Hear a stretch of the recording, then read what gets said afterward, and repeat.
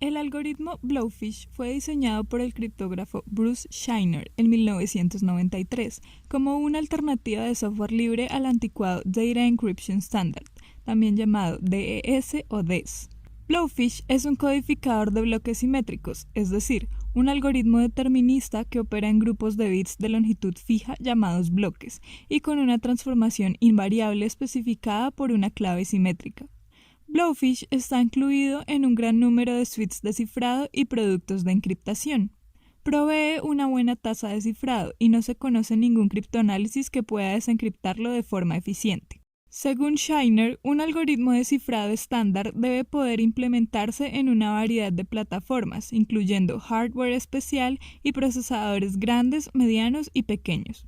También es imprescindible que el algoritmo sea simple. Debe tener un espacio de clave fijo y no tener ninguna clave débil. Debe facilitar también la gestión de claves, ser fácil de modificar para distintos niveles de seguridad y manipular datos en bloques de 32 bits. Hoy en día, sin embargo, un bloque de 32 bits se considera muy pequeño e inseguro.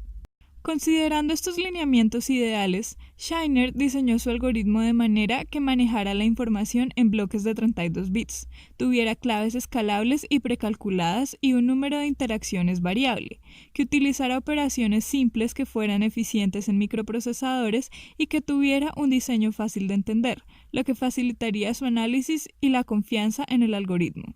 En la práctica, todo esto significa que el algoritmo tendría una estructura de cifrado de Feistel. El cifrado de Feistel es una estructura de diseño para cifradores por bloques.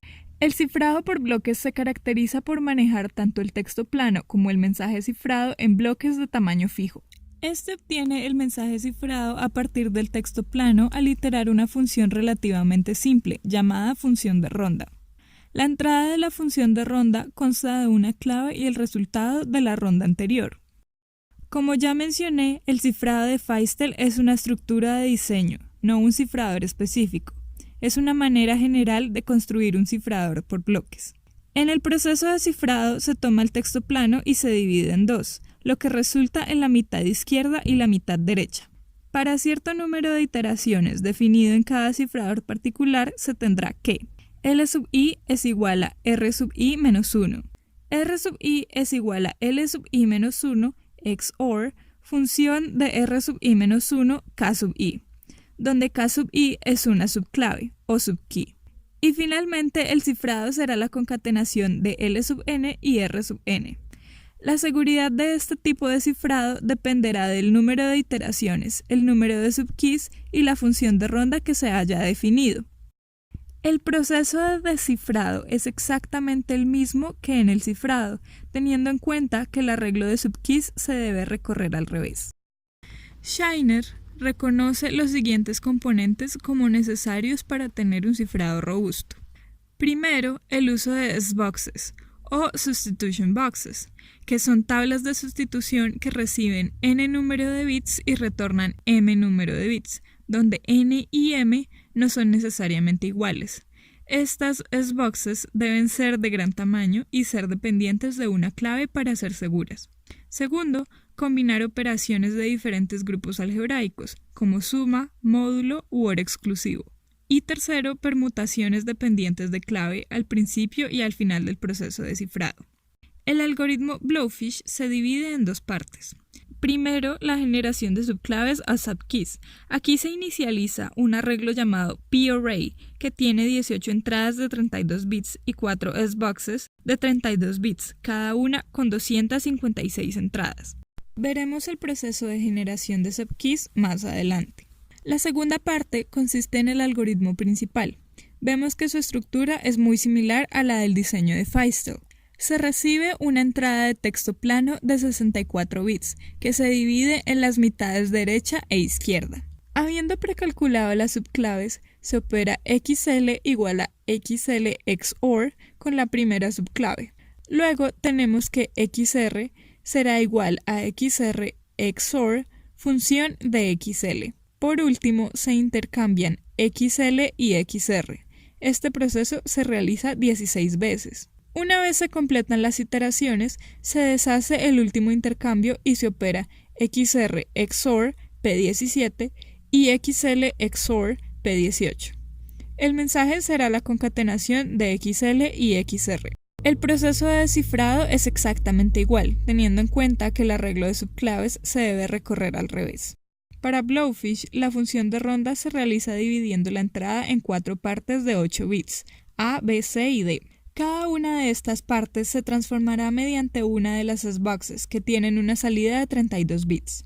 De estas salidas, las dos primeras se adicionarán.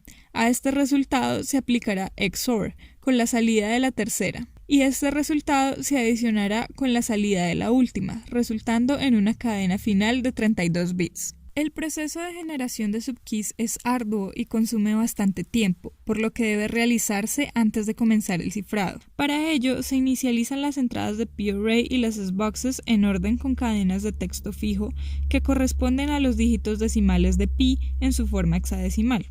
La clave ingresada junto con el texto plano debe tener una longitud de entre 32 y 448 bits. Entonces se realizará XOR entre cada ítem de p-array y trozos de 32 bits de la clave. En el momento que no haya más secciones de 32 bits de la clave para operar, se repetirá la clave. Entonces, si la clave alcanzara para operar hasta P14, P15 se operará con la primera sección de la clave.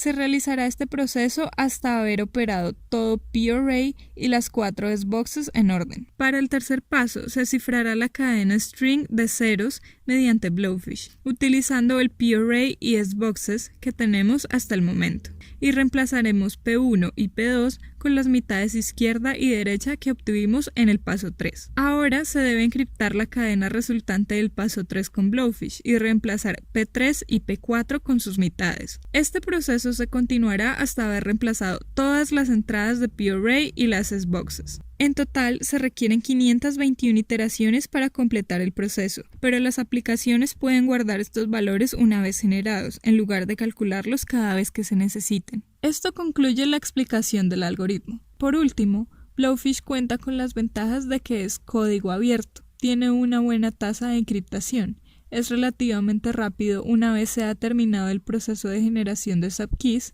y que no se ha descubierto ningún criptoanálisis eficiente para él. Sin embargo, el proceso para generar subkeys es muy lento y a pesar de que los bloques de 32 bits eran considerados grandes en los 90, hoy se consideran muy pequeños e inseguros. Puesto que Blowfish no cumple con todos los requisitos del Advanced Encryption Standard, Shiner recomienda utilizar el algoritmo 2Fish en su lugar.